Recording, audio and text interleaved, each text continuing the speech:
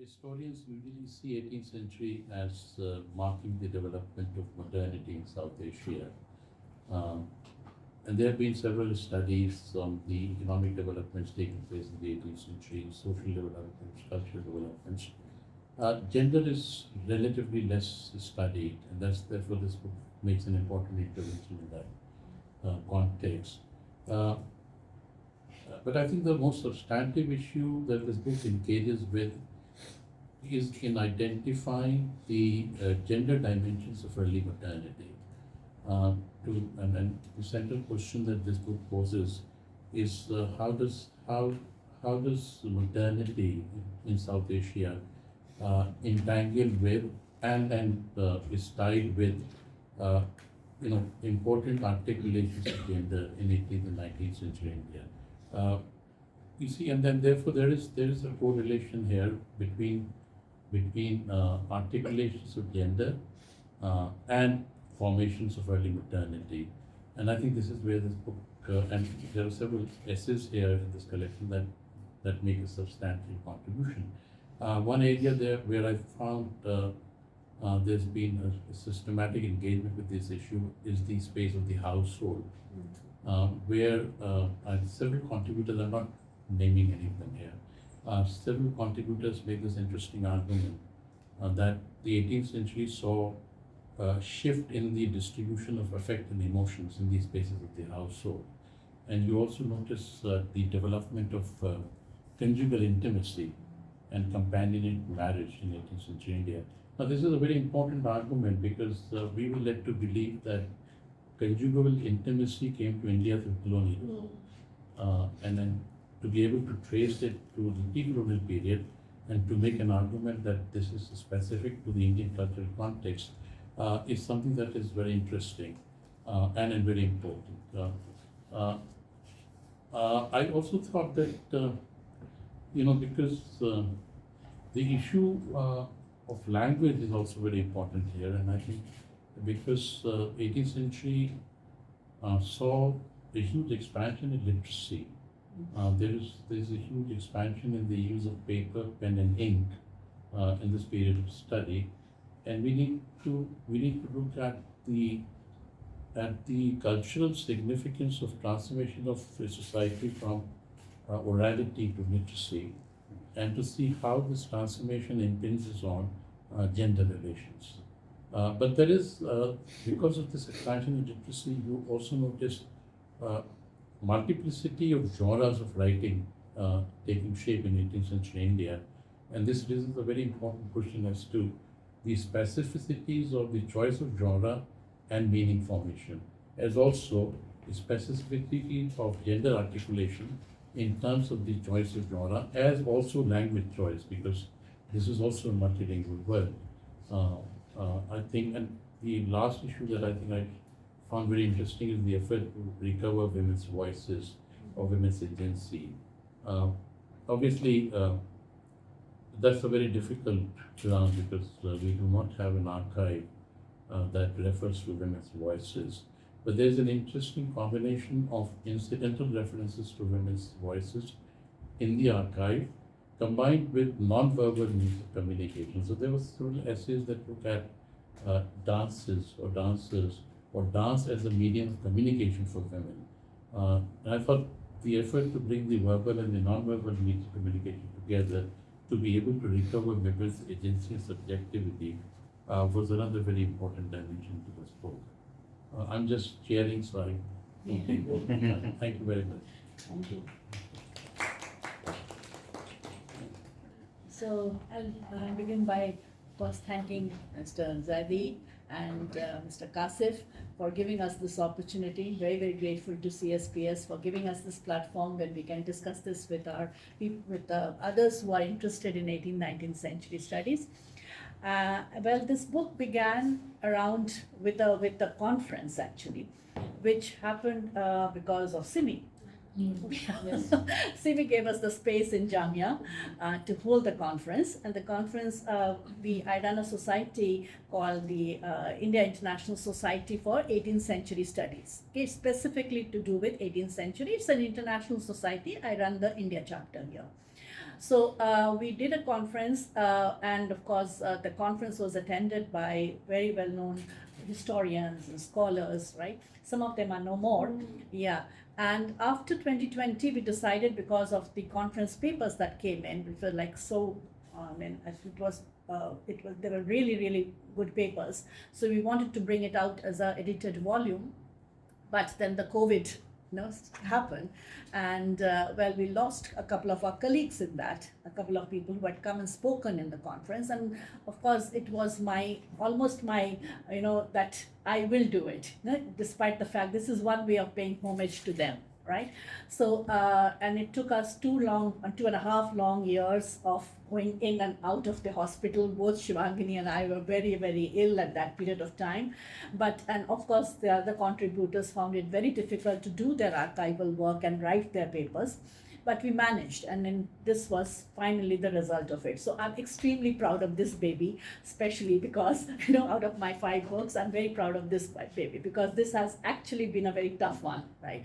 So, yes, so when we were doing it, we realized that, we intended to do it in a way where we would look into the constructedness of womanness. And as Professor Farhat Hasan said, there were of course multiple registers of sexuality that you saw in 18th century, multiple definitions of womanness and masculinity. So how exactly do we bring that in? Again, 18th century was of course the colonial period, the introduction of modernity in India, and the European or the Western concepts of womanness or womanhood being introduced to India. Okay, and how is it that people react to that, or are trying to give a multiple dimension to that entire discussion of womanhood? So my intention was to look at various parts of India to see it, because obviously it could not just be either North India or any other part of it. So I tried to look into the constructedness of womanhood through papers which would cover the geographical area of India. That was one of my conditions, okay?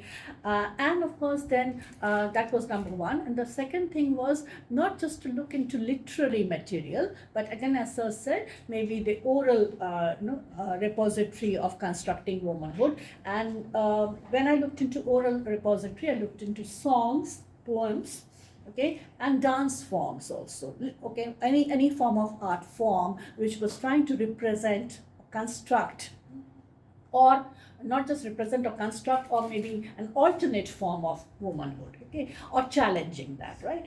So we divided the book, Shivangini, I divided the book into 4 parts. The first was the private and the public world, because this was something which was heavily in discussion in the Victorian, in the 18th, 19th century. The angel in the house, right? And then the construction of who is the other, right? Okay, so the private and the public world, for a place like India, what actually denoted the Andar Mahal, Bahar, right? And okay, and was there a tension between that, or is it something which the colonial world constructs it to be? So we have 2 very good papers there, where Shazia Malik has looked into the dancers of Kashmir, the Hafizas. Where exactly are they? On the borderline of inside, outside? Where is it? Okay, and there is one another paper by Tarat Swami Dutt, who looks at Avadi Zanana, and looks into the representation of how women were depicted there. Okay. The next part is called questioning the normative, okay? Where what is masculine, what is feminine, right? And there is a very interesting paper by Riya Gupta. I wish she had come. I think she was a student. Was she? Riya Gupta, yes. So it's not just defining woman and womanness, but how is the Mirza being defined? Okay, the man, yes, isn't it? So Fantastic. yes, isn't it? And by then corollary, the woman gets defined. Okay, so this gender binary. So if one defines masculinity, Okay, there was a book called Mirzanama, which defines who a man should be or what a man should be. So of course, then of course it also becomes that what the what do you call her, the Beg, Mirza Beg. Mirza Beg, right? Yeah. Okay. So how is that? How is she defined then, right? Okay. And the next chapter is by Charu Gupta. She's again a very renowned historian who has contributed one chapter and looked at Virangana women. Okay, Dalit women in the 18th, 19th century who are Viranganas. Okay, fighter women, right? And she looks at Dalit women to see how they constructed a space for themselves as an alternate form of womanhood. Okay, they're the fighter women, right? But how do they find a place for themselves there? And then I included a chapter, actually I commissioned a chapter in a way, because I wanted also an aspect of tribal women who are from the tribal areas to see how their voices were actually, I'm trying to give it as much as a broader perspective as possible. So Maya Unithan, she's in Sussex University, and she has given a paper on gender and tribal identity in Western India. Again, I'm trying to give it the east and the west, north, south, Kashmir to west, wherever, the various areas. Okay, and the Nilanjana Mukherjee's paper called Could Kali Be Bharat Mata? So the binaries of Indian goddesses also, right? There's the Kali, and also there is the benign Durga. So she looks into these both the binaries of these two. And the third part is titled The Problematic Others. Okay, where we look into the categories of tawaif, okay, courtesans, prostitutes, and eunuchs. Okay, Lubna's paper is on eunuch, and she will talk about it. Okay, I also wanted a paper to be included, which finally couldn't because the contributor was very, very ill, which looked into mother and motherhood. Okay, but that is something I still regret not being able to include that. But this is to do with the concept of creating this either a eunuch or a courtesan or a tawaif or prostitute. What are these categories? And it looks into the entire Awadh, Delhi, okay, belt. Yours is also the Mughal. Yeah, Yes, North yes, India. yes, North India. And the last part we look into narratives of femininity. Okay, through narratives, through literature. And one is of course by Vijaya Ramaswamy, Vijaya Ramaswamy, where she looks at, situates women in Tamil Mahabharata. And questions the different categories of women in the Tamil Mahabharata. So I'm looking at literary narratives, last part. And then Meenakshi Malhotra looks into songs. Okay, songs of Vijaya and Agumani. That is when goddess Durga comes to this her homeland. Okay, from the mountains. All right, how is she welcomed in the songs in Bengal? So Durga is visualized as a little girl, Uma. Okay, who has come to her mother's place, and then there are people singing songs. Okay, and then Uma sings songs to describe her, the sadness of having to leave her mother's place when she's so very young. Okay, so the girl or the bride, the girl child, and her feelings of having to leave the mother's place and going to her husband's place. Okay, that also resonated with a lot of Bengali women at that, girls especially, who were getting married at a very young age and had to leave them.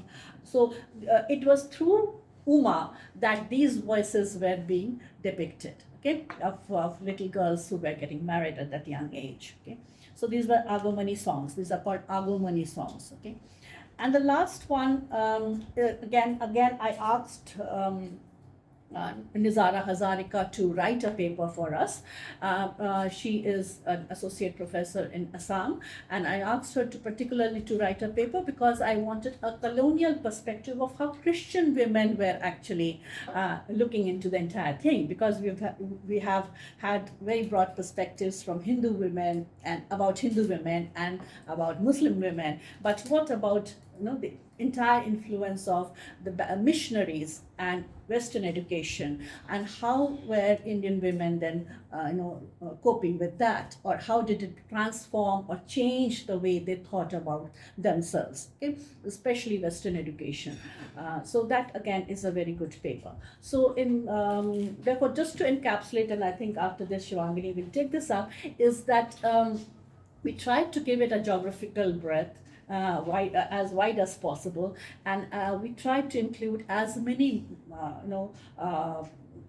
voices as possible from women across the breadth of the country, length and breadth of the country, and something which 18th century had not yet looked into as a gender perspective. As Sir was saying, this was something amazingly, I think it was very surprising, because when I look at it, I just can only see women, and how women's lives changed in the 18th, 19th century, because I worked extensively on the role of British women missionaries in Bengal, okay, or British women travelers in Bengal.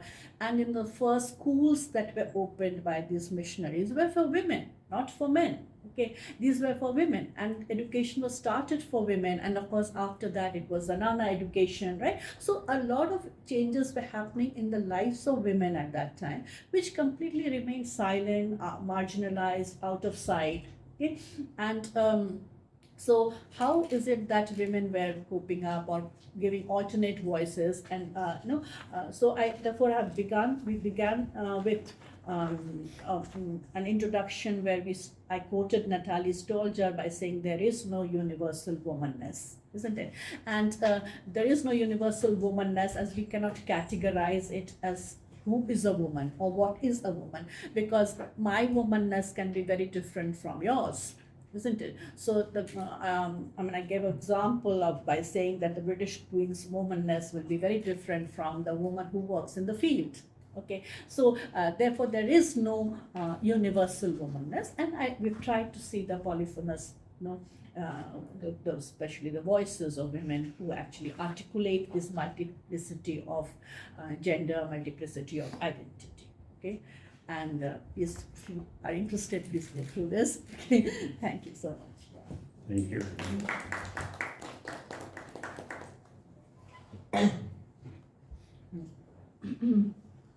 So a very good evening to all of you, and let me at the outset begin by thanking the Center for Studies of Plural Societies for having us here for our book discussion, and it really means a lot. And then I would also like to thank the chair, Professor Farhat Hasan, and also our very dear discussant, Professor Simi Malhotra, for taking time out from their busy schedules and being with us, and taking time out to read the book, and and ma'am will be discussing it further. And also to my my friend, my mentor, Professor Dutta, who actually was there as an inspiration throughout during the time of COVID, whereby we were juggling with various other things, health hazards, etc. And she was always there as a rock, and trying to tell me, no, we will get through this, and we have to get this done. So I'm really thankful to her, because she's the actual inspiration behind conceptualizing this entire book. And also a very warm welcome to all the audience who are here, and who made this effort to be here. So a lot of things Professor Dutta has already made, I think, a very extensive summary of the book. What are the chapters like? What are the divisions like? And one had very insightful comments from the chair. So I think I will like to be very brief. So these are just stray remarks that I wanted to make, because this book has also been reviewed by 3-4 reviewers. So if you're interested, you can have a look at that. So I just wanted to talk about something which, when we were writing this book together, trying to get the papers together, one didn't think about that. So let me at the outset begin by referring to the title. So 2-3 days ago, when I was thinking about this discussion, and I was trying to reread the book, then suddenly this term "making" really struck my mind. And I think what we left out unconsciously was that the making in this making of woman also very clearly explores the notion of performance or performativity. So though the chapters very well, extensively talk about this notion of performance and performativity, but I think the engagement on our part somehow just got left out. So I thought that I'll talk a bit about that notion of performativity in the sense of this being a cultural act. So from the various chapters that are there, it becomes very clear that how this gendering of human beings becomes a cultural act in terms of especially the gendered norms and practices, especially with regard to the 18th, 19th century historical experience. So in this book, we made a conscious attempt through the study of particular literary genres that both Professor Dutta and Professor Hasan mentioned, looking at languages, linguistic codes, cultural codes, in multiple spaces, etc. So by the use of all of that, the chapters here, I think, they seek to unravel a very unique form of self-fashioning or reformulation of the woman, herself. Like say for instance, all these chapters that Professor Datta just read out, they look at women in terms of their representation as either goddesses or as writers, as Nautch girls, as Tawayafs, and so on and so forth. Also, this I was just reading something I think 2 days back, and this concept of Bertolt Brecht, and we all know that he was a very famous German playwright and poet. So he gave this very interesting German concept, and I've written it down so that I don't pronounce it incorrectly. So it's Verfremdus effect. So yes. So this really fascinated me, and I was just wondering that if at all there is a way that I can connect this to the book. And then I thought, and correct me if I'm wrong, that sometimes a conscious effort is made to make an idea or a concept so obsolete and so strange that it loses its universal viability, global application, and its normative value itself.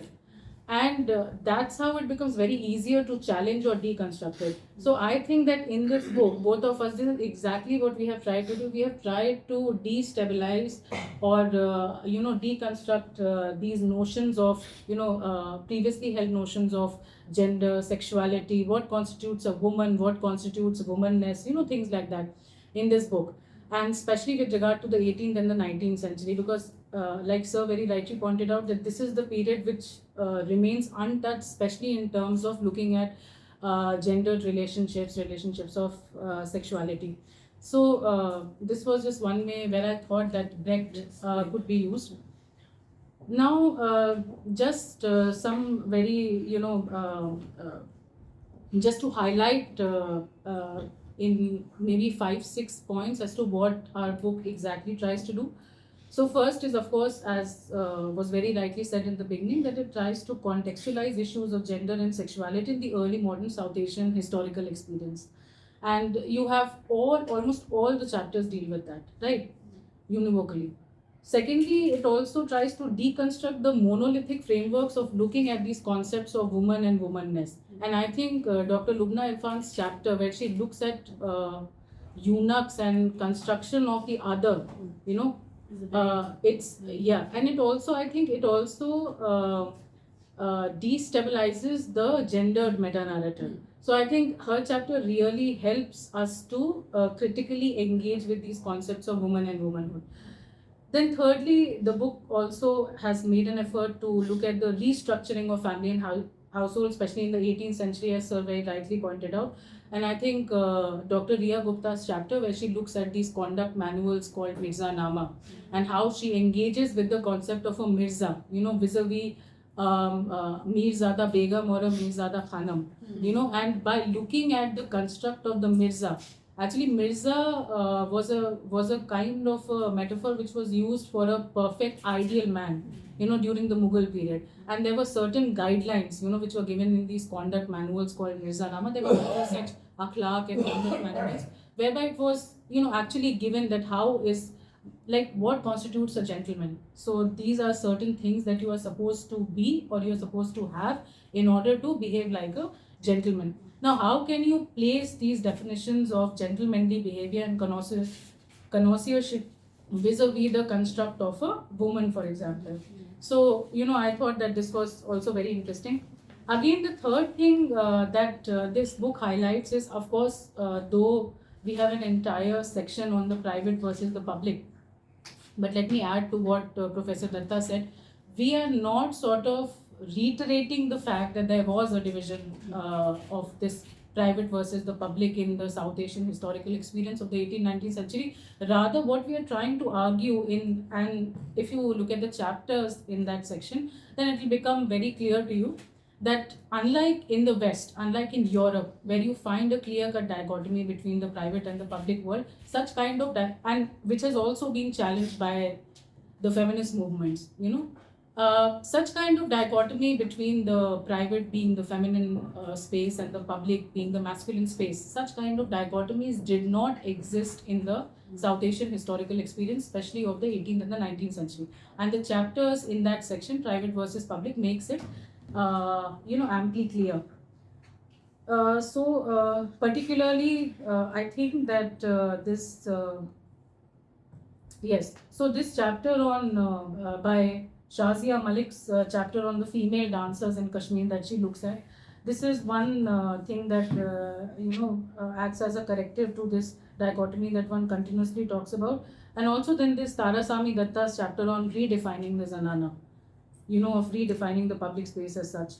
Then, of course, lastly, the book also talks about that, what role did language and genre play, in meaning formation, and especially in terms of gendered narratives or gendered outlook. And this has been dealt with very efficiently in this chapter, both by the late Professor Vijaya Ramaswamy, where she's done a critical analysis of many women characters in the multiple renditions of Ramayana in the Tamil language, and also by Meenakshi Malhotra, about which Professor Datta spoke at great length. So I think, genre and meaning formation and linguistic registers were equally important when, in the 18th and the 19th century South Asian historical experience, gender was being, constructed, reconstructed, deconstructed, redefined, and things like that.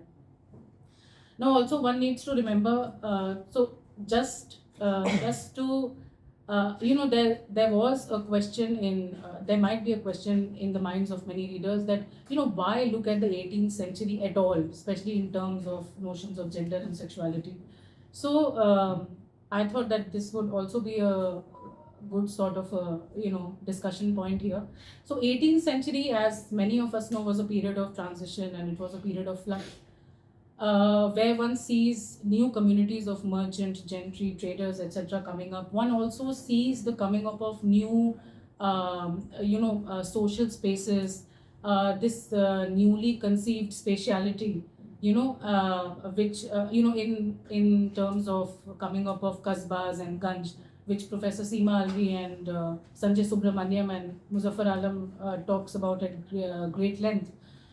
Then also one sees new spaces of communication, dialogue, which was coming up. So we talk about all these things, how were structures changing, how were laws changing, and things like that. But one thing which is very starkly missing in all these narratives is how did this entire transition have an effect on the lives of women? As in, and how were they trying to deal with these transformations, these transitions? So I think that was one thing, and of course, because we have an entire society which studies the long 18th century, so I think this was one of the reasons that we thought that it will be very useful, both for the faculty, for the students, and for people interested in questions of linguistic registers, gender, sexuality, etc. So this book will be very useful, because this is exactly what it does. Places the woman and her womanness within the center stage. Brings her from the periphery, from the margins to the center stage. So. Yeah, that's a very good point that you make, because I just forgot to mention about the title, Making the Woman. right? And it was actually suggested by a colleague, a fellow with me who was in IIAS, Advanced Studies Shimla, Professor M.B. Narayanan. He is now the Vice Chancellor in Kaladi.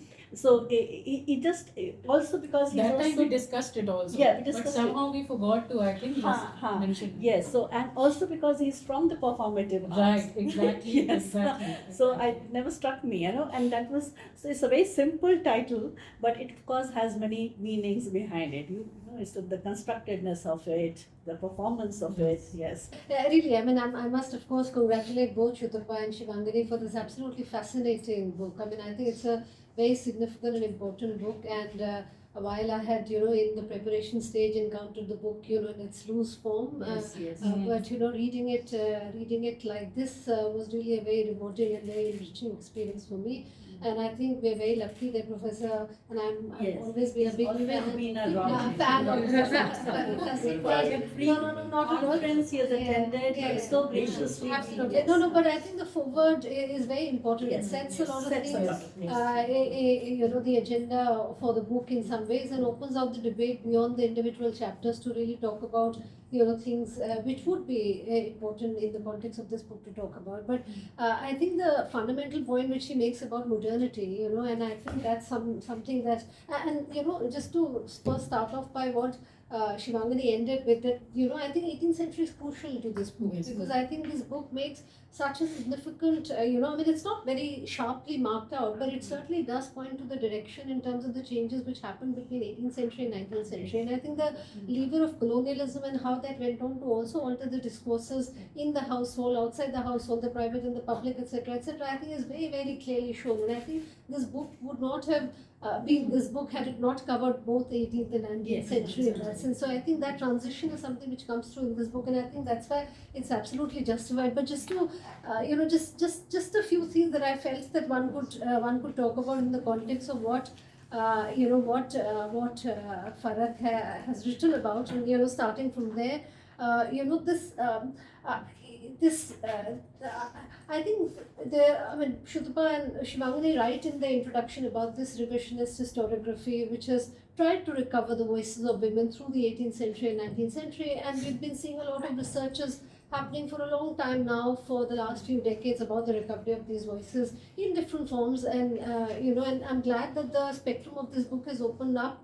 The question of not the ontology of the woman, that who's a woman, and I'm really glad that though in the book it's written who's a woman, but you also said what is a woman, I mean, and I think it's also very important, and I think that's something which is there in the book, in the sense that not only Lubna's chapter on the eunuchs, but also, that I found that such a fascinating chapter, because I have a whole storehouse of conduct books for girls, from 18th, 19th century, and to actually see, conduct books for boys, it's a completely different register in that sense, which is so interesting. But the fact that the gender dimension of modernity is opened up to a canvas which looks at the whole spectrum of genders is something which is very, very special about this. And I don't want to really, do exactly the reverse kind of a thing, that, the West and the East and the North and the South, and, our experience is somehow richer, and so therefore we are probably talking in a register of post-colonial, decolonial, ways of looking at South Asian history and things like that. But certainly, this aspect of modernity where gender would become such an important aspect, and,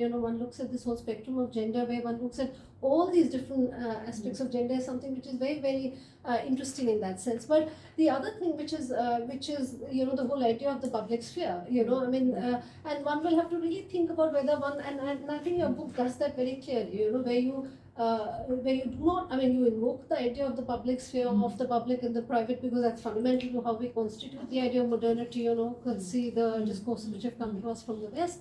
But the fact that one would problematize the notion of public and the private, and that's been done. Let's say Eugene Habermas's notion has been critiqued by Nancy Fraser and others, and so many others in that sense. But I think in this context, the very interesting categories which have come up, especially in relation to, let's say, the Zanana, the idea of seclusion. Yes, exactly. The idea of seclusion is not about exclusion only, and so therefore, how, probably one needs to invoke a completely new grammar and language and vocabulary to talk about this public-private dichotomy, and to probably think of a new vocabulary from South Asia, which also looks at these spaces. And one spoke about the architecture and spatiality, and I'm very fortunate that I have a student actually who's working on a register of language which actually emerges from the Zanana, which is the Begumati Zuban, and it's very interesting, that the Begumati Zuban is appropriation by Rekhti, and then of course with a certain standardization of language, how that space for women, in the Zanana gets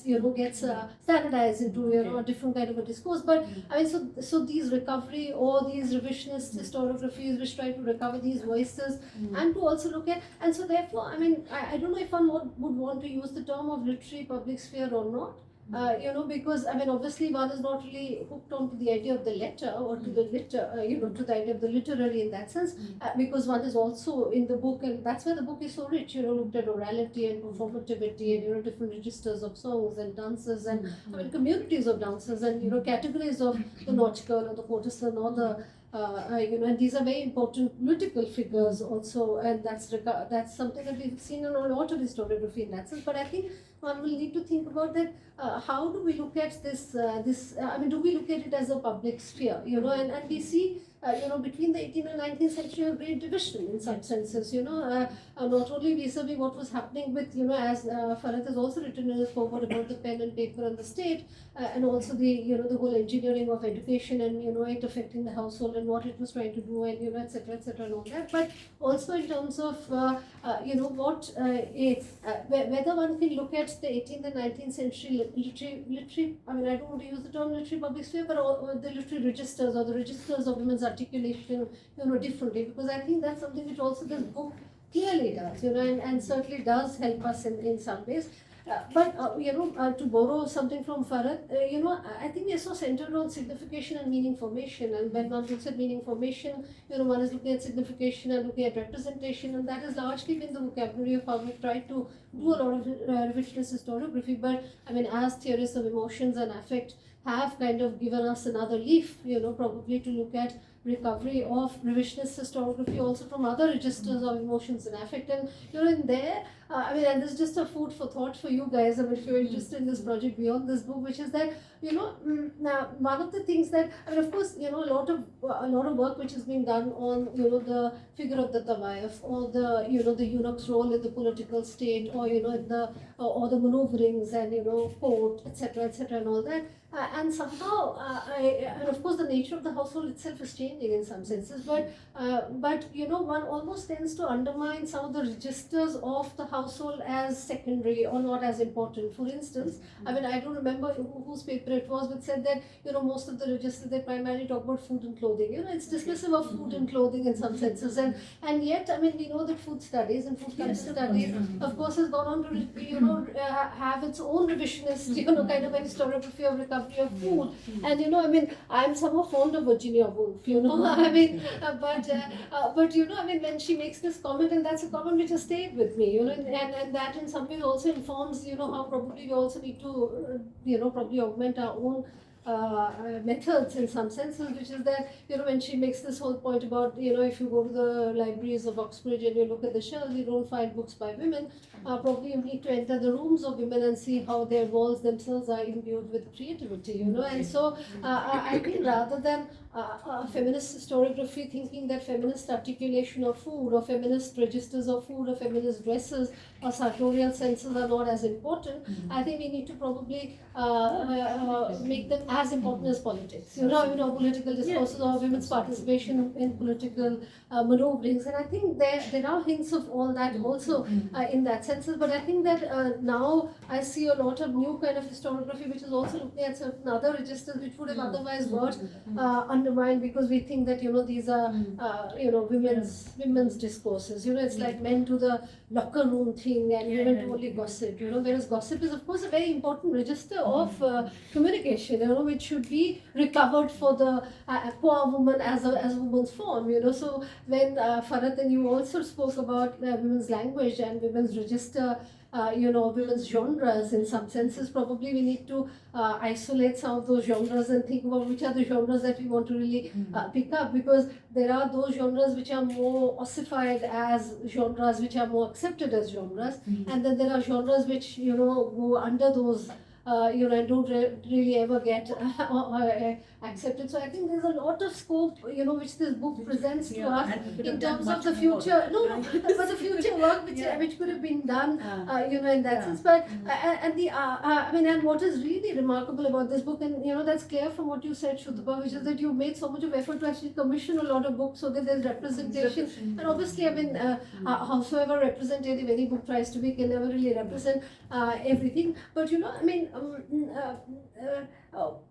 this just as opposed to the extraordinary woman, there's also the 18th and 19th century which is inhabited by the ordinary woman. And what is the ordinary woman's presence in that sense? And so therefore, what I'm saying is that one need not think of household as something which can only be recovered from the point of view of the household also becoming political and becoming a space, the zanana becoming a space of the tawai figure being a person who's as a courtesan also liaisoning, beyond her caste and community or whatever, but probably the ordinary woman's ordinary life and the ordinary registers of, everyday architecture of the kitchen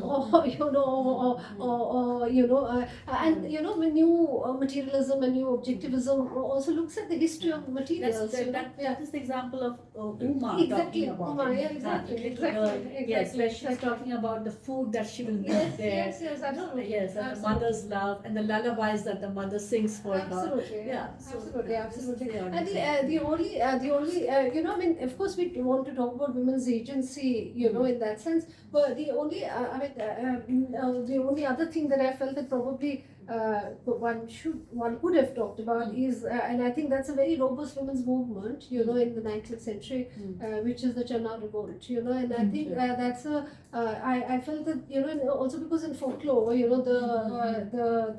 the woman who's cut off her breast is such an important figure in that sense. But I feel that I think feminist historiography has so much work to do, and not just feminist historiography per se, if it has to become gender just in some sense, but it needs so much of work to do because oftentimes one sees illusion of all these. People think that they were. It's not the white man saving the brown man from the brown woman from the brown man. It's the brown women who are setting up schools. Whether it's Fatima Sheikh or whether it is Savitribai Phule or Ruqayya Sakhawat Hussain or even 19th century. Which is, and it's such a lovely, fantastic kind of a negotiation that one sees there happening in the Channa Revolt, where lower caste women are primarily questioning the upper caste, and this breast tax which was imposed on women where they were not allowed to, and their negotiation with the British representatives of therefore adopting the Christian cloth and the Muslim cloth as opposed to the Hindu cloth, and it's a very protracted feminist movement which goes on from 1813 to 1859. In history, such protracted long movements of women's movement is and so there are so many stories of women's agency, which are, and of course, if you come to 20th century, early 20th century, you already have the Nupilan and Manipur and things like that. So I think this book has been a real storehouse, and I must really congratulate you. It's a book I could not put down. It's a book. I had to read through the whole book, and I was reading it again yesterday. But I had, when I got the book, I read the book, read the whole book and all the essays, and each one of them, so rich in research and so valuable, and opens up so many frontiers and so many, and I think this is a book which should be read by anybody who's interested in question of feminist historiography, feminism, history, 18th, 19th century, because it does so many things, and I think this is a very, very valuable contribution, and I really congratulate both of you for this absolutely fantastic, work, and I'm sure that there's a lot of research which will follow on the heels of this book. Really, really fantastic. Right. So, despite without opening the chapter, I think from picking up from the discussion that was going on right now, I think the category of the Khwaja Saras, I like to use the term Khwaja Saras instead of the eunuchs, because I think that is that is something that we need to do. We need to use the terms that were used at that point of time that we are talking about. So, when you look at Khwaja Saras, they challenge. First of all, they challenge the binary between the men and the women. So that is one thing. So obviously that is something that is very obvious. But they also challenge the binary between the public and the private spheres that we are talking about. Since we're talking about the the 18th century or early modern period. So we know that the spaces of the zanana are supposed to be a private space and they are public spaces. And the boundary of this public and private becomes very porous with this category of the Pachasaras, because they can move freely from one end to another, and that gave them a lot of authority and power, because they were also in control of a lot of information that they can take from one place to another. In the chapter, I was very surprised when I started working on Khwaja Saras. I was very surprised that their work and their they were limited to the idea of being protectors or guardians of the harem. When you look at the literary sources, which I have done, so in the chapter I have incorporated and used literary as well as material remains, literary sources as well as material remains. This comes from my the training of my supervisor again, because he has worked on material sources. So the thing that I was when I was looking at the literary sources, I was very surprised to find that Khwaja Saras were not only limited to the spaces of the haram, but they were also like performing various other activities. They were also involved in battlefields. They were also, I think I have given the examples here that a Khwaja Sara can take up a stand against a person of a royal blood, and that was happening in the later Mughal period. So that was something that I found really curious and interesting. And when I started reading upon it, there was not much work, so I thought I should go ahead and write about it. So that is one thing that I find really interesting. But another thing, since we were already also, Simi ma'am was talking about the recovery of a lot of voices and histories through the register of emotions and that narrative. And when you look at Khwaja Saras, you understand that obviously their history has been lost through the cracks of history writing, because people are usually writing about women, gender, or men, but they have missed out on this particular category of quote-unquote third gender. So when you look at if I look at the psychological aspects of Khwaja Saras, because I'm just quickly summing it up, because my chapter is titled "Leaving a Lineage in Stone." So this comes from a very emotional place, and there is only, because not as modern day historians are probably biased against the third gender. The contemporary historians or the recorders of history who were writing in, say, the time period of which we are talking about, they were also quite biased, and that is something that we know. But Tavernier, who is one of the travelers, he gives us an insight into their makeup of their mind, in a way, when he mentions how Khwaja Saras wanted to leave a lineage in stone by constructing these huge grand structures which will carry their name forward in posterity, because they are not able, or they're incapable of having children. And that is something that was very, very that's something that's again a very emotional thing, because he mentions how Khwaja Saras were very much they were very conscious of this absence of the inability to leave a lineage in blood. So that is why they're leaving a lineage in stone. But sadly, the structures that I've mentioned, they have become redundant. They have changed names also. So, for example, one structure that I have surveyed is in Agra by the name of Budiya Ka Tal. It is now known as Budiya Ka Tal, but it was originally a structure, and it is like a tank and a tomb and entire complex built by Etemad Khan Khwaja Sara. So I think through this chapter and through writing these kind of histories, I am also trying to recover the names, because we need to say these names, say what they originally thought should be done through these structures. Khwaja Sara, Etemad Khan, Aga Khan Khwaja Sara, right? So all of Khwaja Hilali.